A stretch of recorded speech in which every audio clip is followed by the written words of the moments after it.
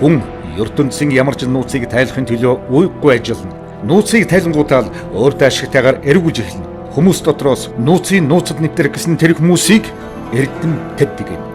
Тэр эрдэмтэд өнөөдөр бидний уулзуулж байна. Төв Азийн тэгш өндөрлөгт чулуун агууд өөрийн хийсэн алдаргав яга тэмдэглэн чулуу төмрөөр сийж дэгцэн бүжиглэж байсан. Хойд цэнхэрийн агуухан өнөөгийн мэдээллийн технологийн аав ээж биш гэж үү?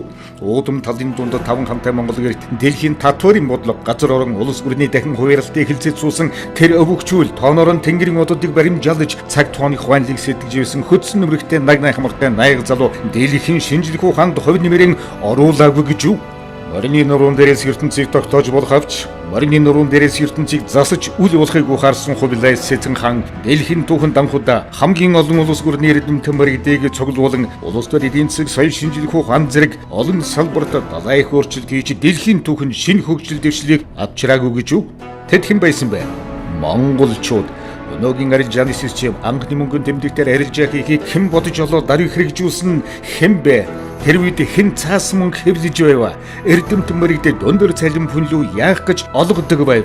Үүний дунд ус ашиглал совог шуудуу тариалан шинэ үр тариа одон орон цаг тоолын зарчим ангаах ухаан эм дом зэрзэрхийн шинжилх судлах ухаан хэрэгжээгүй гэж үү?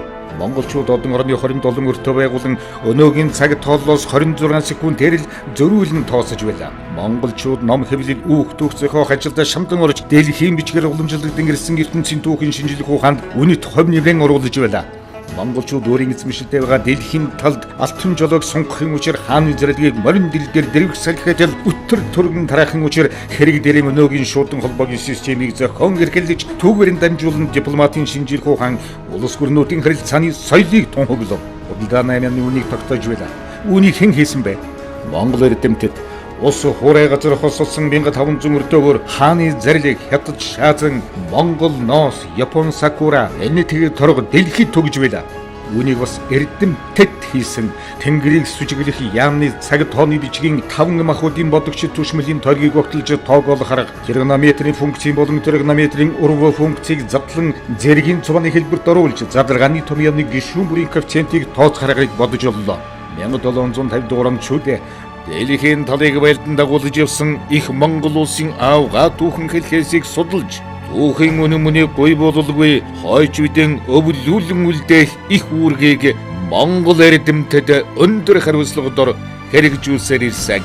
Үүний хүчинд бичиг үсгэн өөрсдөө зохион хэрэгэлсэн дэлхийн 5хан улсын нэг нь болгон тунхаглан мөнхжүүлж чадсан.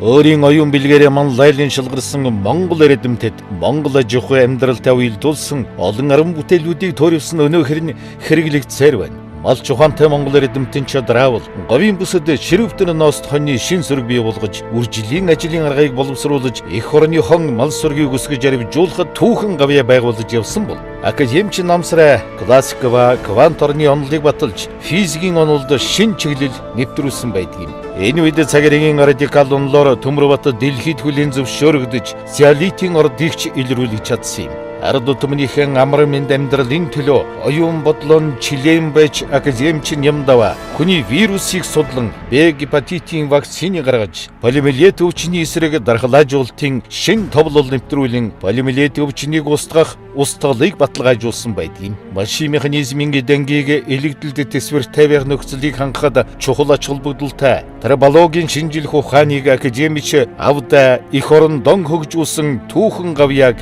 энд цохон тэмдэглэе. Өнөөдөр дэлхийн шинжилх ухааны тавцан дээр дорнын их соёнгийг эргүүлэгч Монгол эрдэмтэн мэрэгдийн цуваа жигдэрч байна.